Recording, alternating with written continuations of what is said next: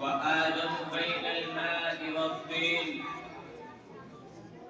وعلى آله وأصحابه أجمعين أما بعد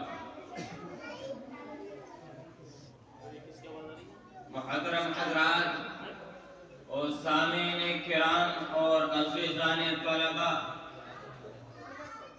سرزمین ہندوستان کا چپا چپا اور گلستان ہند کا پتا پتا اور بوٹا بوٹا اس بات پر شاہد ہے کہ ہندوستان کے مقدس سرزمین پر جب تن کے گورے مگر من کے کالے انگریزوں کا ناپاک سایہ پڑا اور جب یہ سازش قوم ہندوستان کے تخت و تاج کا مالک بن بیٹھی تو سب سے پہلے انگریزی اقتدار کے خلاف علم بغاوت ہم نے بلند کیا۔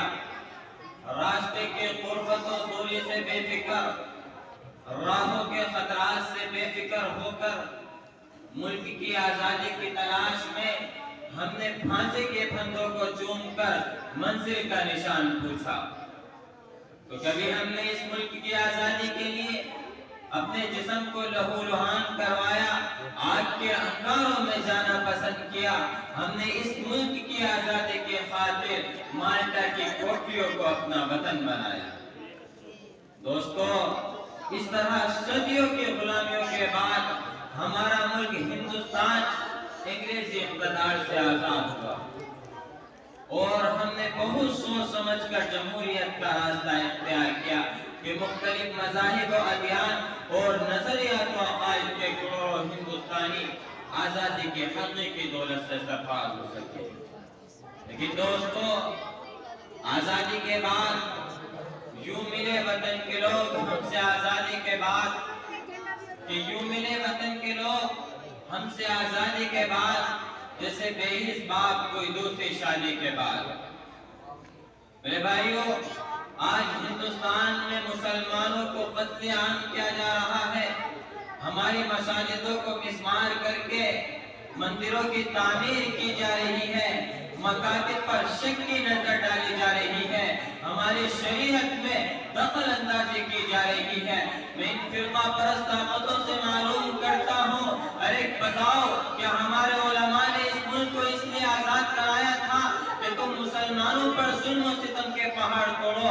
کیا مولانا قاسم نانوتوی نے سینے پر گولی اس لیے کھائی تھی کہ تم مدارس کو دہشت گردی کا اڈا بتاؤ؟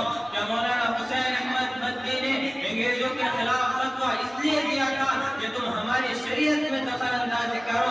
کیا علماء کرام نے اس ملک کو آزاد کرانے کے لیے اپنی گردنیں اس لیے کٹائی تھی کہ تم مسجدوں کو مسمار کر کے مندروں کی تعمیر کرو؟ کیا ہمارے اکابر و اسلاف نے اس ملک کو آزاد کرانے کے لیے اپنی جانیں اس لیے دی تھی کہ تم ہم سے ہمارے ہی وطن پرستی کا ثبوت مانگو؟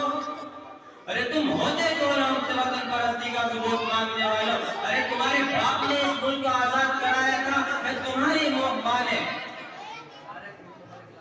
ہمارے وطن پرستی کا ثبوت مانگتے ہو تو جاؤ بالا کوٹ کی پہاڑی سے پوچھو، شاملی کے میدان سے پوچھو، دہلی سے لے کر دہلی کے درختوں سے پوچھو، قطب مینار کی بلندی سے پوچھو، تاج محل کی خوبصورتی سے پوچھو، لال قلعے کی عظمت سے پوچھو، یہ سب کے سب تم کو بتائیں گے کہ ہم نے اس ملک کے لیے کیا کیا کیا ہے۔ اپنی تقریر کو اس شعر کے ساتھ ختم کرتا ہوں کہ یاد رکھ لو بابا کہ تمہیں مبارک ہو حکمرانی، مخالفت بھی ہم نہ کریں گے، کہ تمہیں مبارک ہو حکمرانی، مخالفت بھی ہم نہ کریں گے۔ اگر شریعت پر ہاتھ ڈالا تو نہ تم رہو گے نہ ہم رہیں گے۔ آخر دعوانا الحمدللہ۔